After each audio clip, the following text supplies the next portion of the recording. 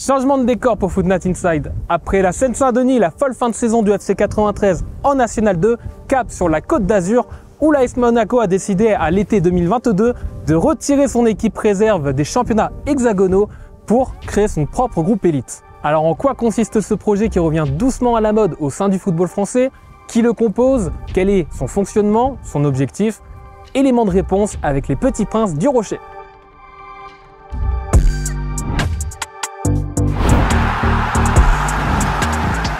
On a beaucoup de joueurs talentueux. On a une super équipe qui entoure nos jeunes. On va dire en gros ma spéciale parce que je la fais souvent, je rentre beaucoup à l'intérieur. Moi j'ai une pression, c'est de développer des joueurs. C'est pas forcément de gagner.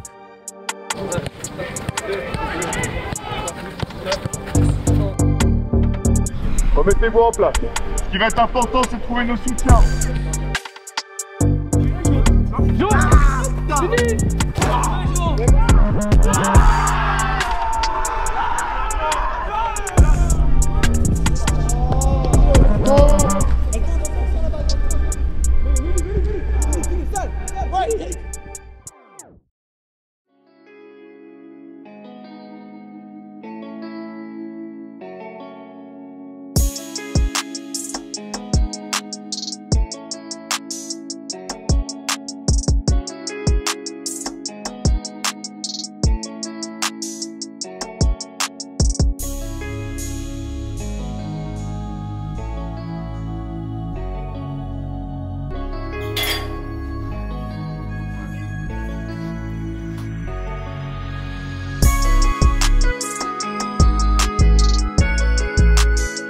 Je m'appelle Pascal de Maaschalk. Je suis directeur développement de jeunes joueurs à Monaco depuis mi-août 2021. Justement, directeur développement des jeunes joueurs, en quoi ça consiste? On a deux objectifs. C'est clair.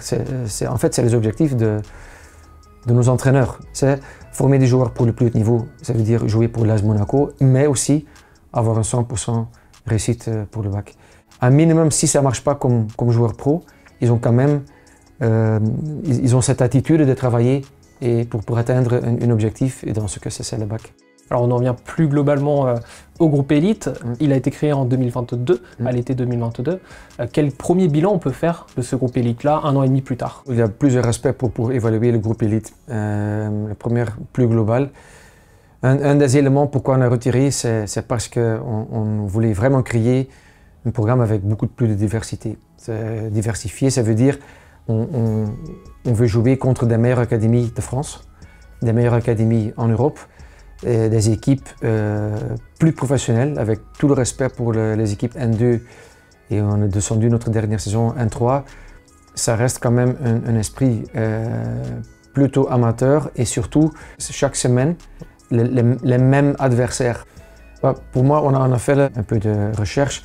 On sait qu'en Ligue 1, je parle de la saison 2022-2023, on a vu 125 joueurs nés 2002-2006 dans cette période-là, ont joué dans la Ligue 1. C'est énorme, c'est l'équivalent de 11 équipes. Ils ont joué plus de 80 000 minutes, c'est l'équivalent de 900 matchs. Et en Ligue 2, c'est le même phénomène.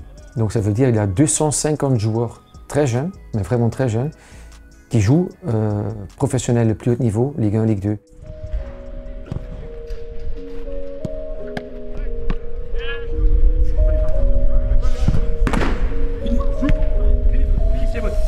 Bon.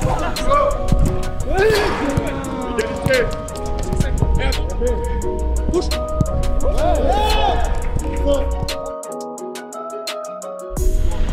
Du moment où vous allez devoir sortir sur le 10, c'est pas Richie. Toi, là ça coulisse, et après c'est toi qui coulisse. Et là-bas on est en 50-50 pour gérer les deux, à l'opposé. Tu as joué ici, tu as joué Madou, ça peut jouer là, ça peut jouer là. Jouez. Mettez en place, ok? Non, pas encore? Allez.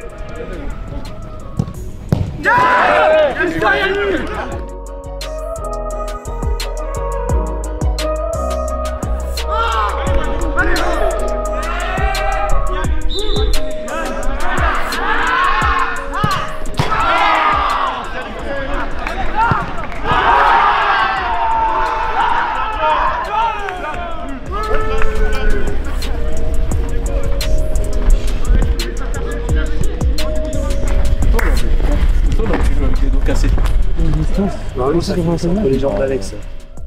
Enzo. Moi c'est Brésil, c'est gars. Ah, je dis lui, il va la perdre lui là.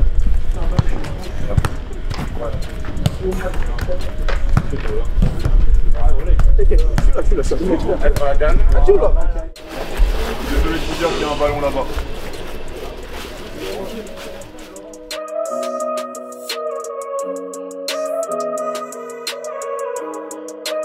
Damien, donc tu es l'entraîneur de ce groupe élite là depuis la création, depuis l'été 2022. En quoi ça consiste véritablement d'être entraîneur d'un groupe élite par rapport à un groupe pro ou 19 La plus grosse différence, c'est la pression du résultat.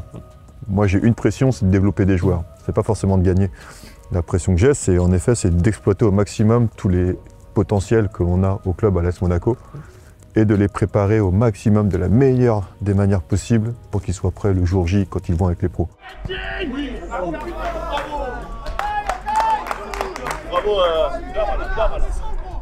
Dans sa tête, il soit déjà bien câblé dans les principes de jeu, dans les attitudes qu'on attend, dans les automatismes, et c'est vraiment ma mission.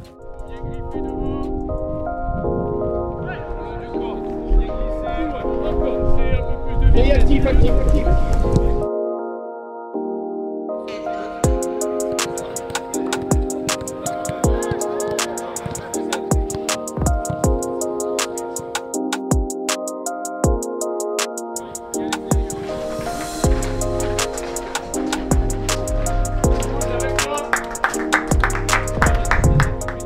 Le groupe élite est vraiment un fonctionnement similaire au groupe professionnel.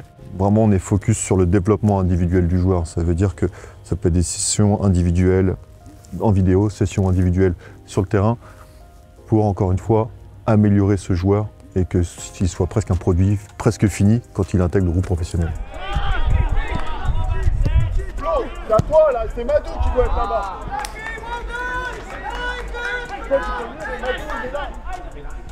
Le but du groupe élite, c'est de former des joueurs qui jouent d'une certaine manière, avec certains principes de jeu qui sont la marque de fabrique de l'AS Monaco. Mais la réalité du monde du foot aujourd'hui, c'est qu'un coach va rester 2, 3 ans, 4 ans maximum dans un club. Alors que le club lui reste. Et ses principes de jeu doivent être indélébiles, justement, au club. Donc c'est vraiment l'objectif, c'est de jouer d'une certaine manière, de les éduquer d'une certaine manière, pour qu'ils puissent fitter complètement avec les principes de jeu du club. Maintenant, il faut qu'ils les intègrent dans un collectif. Donc les rendre meilleurs individuellement, tout en pensant aussi au collectif. C'est une mission qui est importante. Aujourd'hui, une équipe réserve professionnelle, tu penses que c'est difficile qu'elle évolue dans un monde N2, N3 ? Le niveau est de plus en plus élevé, en N2, en N3. Et aujourd'hui, un club de N2 a des moyens financiers qui sont comparables à ce qu'il y avait à l'époque en national ou même sur certains clubs de Ligue 2. Donc ils ont de plus en plus de qualité, de plus en plus de très bons joueurs. C'est vrai qu'il y a une pression derrière pour les formateurs à maintenir leur équipe en N2 ou en N3. Et à terme, on peut voir aussi que les clubs professionnels, leurs réserves professionnelles, dégringolent petit à petit. La N3, ça va devenir pas mal de R1 prochainement. Donc c'est pour ça que le club a pris l'orientation de développer son groupe élite en ayant le programme adapté au développement des joueurs, aussi bien en termes d'adversaires, en termes de cadence. C'est notre flexibilité qui fait notre force en réalité.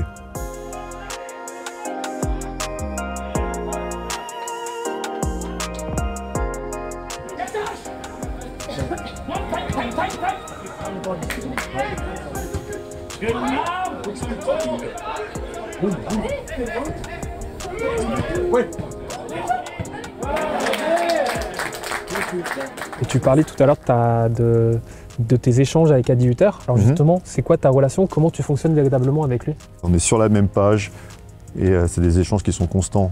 Même pour dès qu'il y a un jeune qui doit intégrer le groupe professionnel, il y a une confiance totale sur le potentiel du joueur. Pourquoi lui n'y a pas été, pourquoi lui a intégré. Enfin, il y a vraiment confiance totale. Ouais.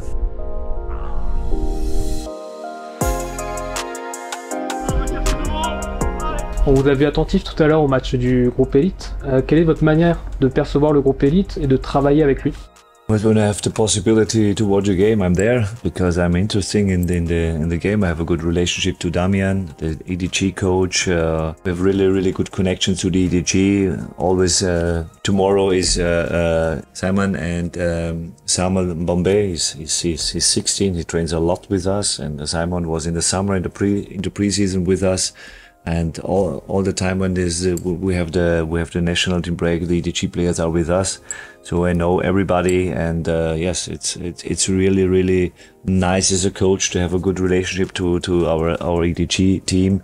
And I spoke a couple of weeks ago. The quality of the players are from the youth player are much better than in Germany in these two clubs I trained there. And so I'm happy to have the players here, and it goes really quick when we need some player and they have the quality immediately to train with us because the quality is high and they like it to see young players with good ambitions and with quality. Et pour terminer, en revenir à toi, est-ce que ta palette d'entraîneurs, elle s'élargit aussi dans le sens où avec ce groupe élite là, ce sont encore des jeunes joueurs qui ont des études à côté. Est-ce que ça va au-delà justement du statut de simple entraîneur? Déjà, il y a l'âge. Oui. Il y a l'âge, ils ont 18, 19 ans. Et c'est vrai qu'on peut penser que ce sont des adultes. Or, non, ils sont encore jeunes. Et donc, il faut aussi avoir cette tolérance à l'erreur. Cette tolérance aussi bien sur le terrain que hors terrain. Et on est là pour leur dire. Là où un entraîneur pro, bah oui, il va peut-être prendre un petit peu de temps, mais pas autant. Okay. Voilà, dans les échanges notamment, c'est ça la différence, c'est qu'ils ont 18-19 ans, il faut qu'ils soient guidés, ils ont besoin de pas mal de dialogue. Et là où avec un entraîneur pro, c'est aussi différent. Lui, son objectif, c'est d'avoir des résultats, d'avoir les joueurs les plus performants au moment présent. Allez.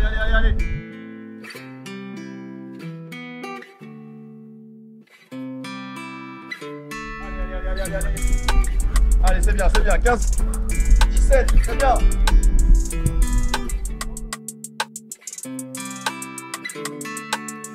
Alors Elias, tu as été l'un des premiers visages du groupe élite. Comment t'as été présenté le projet à l'époque à toi et aux joueurs?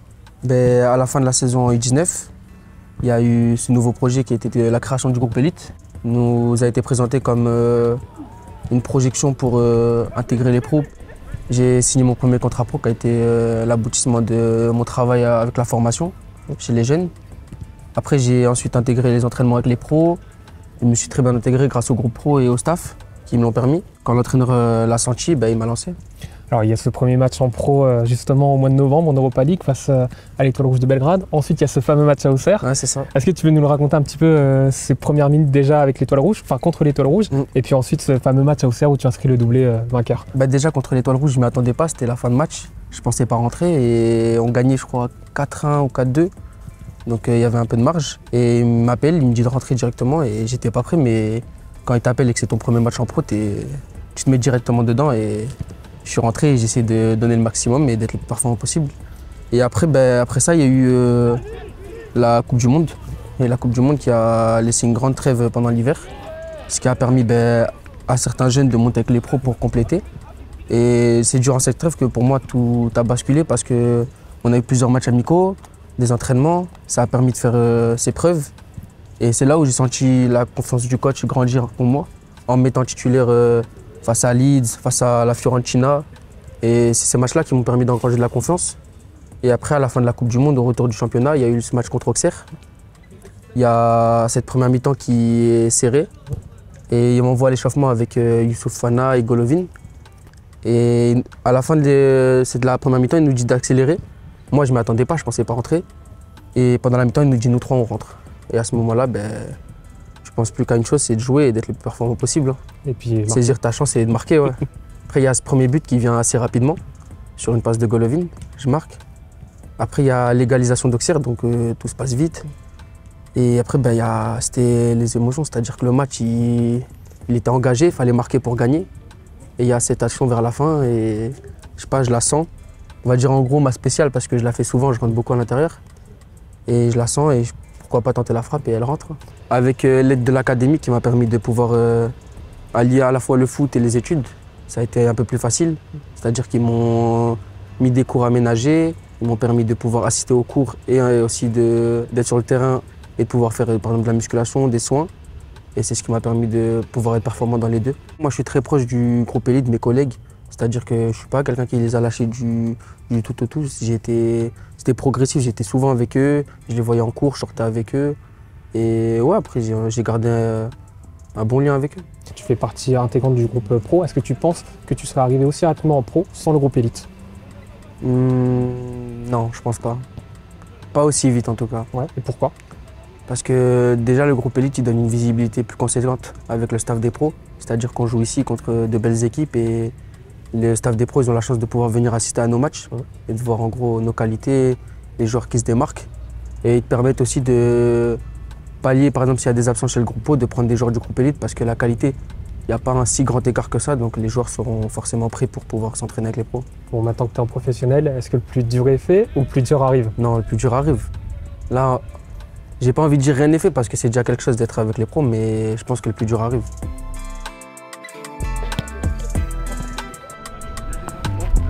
Ouais, Yann.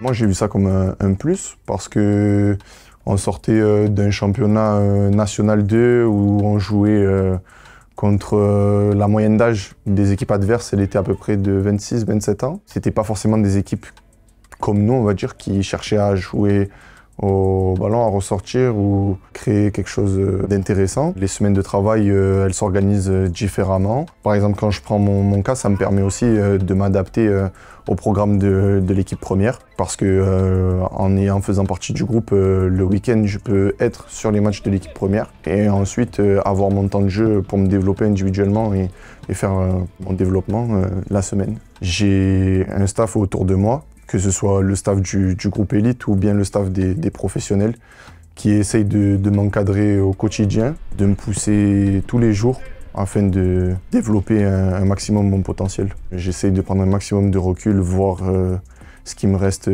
à accomplir, où est-ce que j'en suis par rapport à mes objectifs. Et c'est ça qui me permet d'avancer sereinement.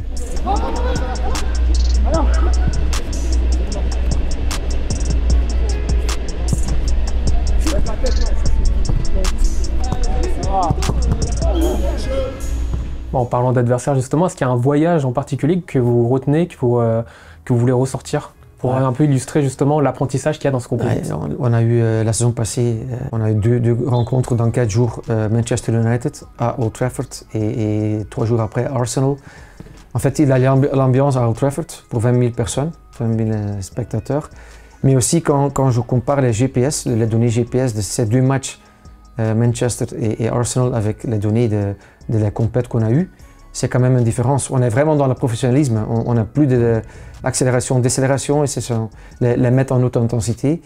Et pour moi, ça m'a confirmé que, ok, on est en bon voie, parce qu'on touche maintenant des valeurs qui sont reproduites par des pros. Moi, j'ai le souvenir du voyage aux Pays-Bas, quand on est parti jouer contre l'AZ Alkmaar et l'Ajax. C'était, vu qu'on est un groupe quand même très nombreux, ils avaient préparé 2 matchs sur un même voyage, c'est un voyage de 4 jours. Et c'est ce qui a permis à tout le monde de prendre des minutes, de jouer. Il avait fait une équipe contre l'AZ, une équipe contre l'Ajax. Et franchement, c'est surtout le match contre l'Ajax Amsterdam qui m'a marqué. Celui qui, pour moi, a marqué le début du groupe élite, c'est en effet le match contre l'Ajax la saison dernière à l'Ajax, où c'est là que ce groupe a pris tout son sens, le groupe élite. Où ça a été un gros challenge pour les gars, avec une belle performance aussi. Et puis on se rend compte que sur ce match-là, il y a Elias Benseguir qui joue, il y a Félix Le Maréchal qui joue, il y a Dan Diop qui joue, et puis Malamine Efekele qui joue. Ouais. Et aujourd'hui, ces joueurs-là sont avec le groupe professionnel. Et c'était vraiment, c'est l'objectif. Voilà. Et c'est là qu'on se dit qu'on est dans la bonne voie? On est dans la bonne voie, c'est pas terminé, parce que notre challenge, c'est qu'à chaque fois qu'il y a un jeune du groupe élite qui monte avec les pros, c'est presque de ne pas le revoir. Ouais. Ça veut dire qu'il est prêt à rester là-haut. Et on a une ambition qui est que nos joueurs soient presque meilleurs que ce qu'il y a déjà dans le groupe professionnel. Ouais. C'est une très grosse ambition, Ouais. mais c'est notre objectif. Ouais. Ilyes Benseghir, Yann Liénard, Soungutu Magassa ou encore Magnès Akliouche, pour ne citer que, voilà autant de jeunes éléments formatés par le groupe élite et désormais partie prenante de l'effectif professionnel de l'AS Monaco. Des résultats prometteurs pour le club de la Principauté, imités dans son fonctionnement par les clubs de Nice, Strasbourg et Lyon, et qui posent surtout de nouvelles perspectives dans le monde de la formation en France, et des questions toujours plus récurrentes sur la place des équipes réserves professionnelles dans les championnats hexagonaux.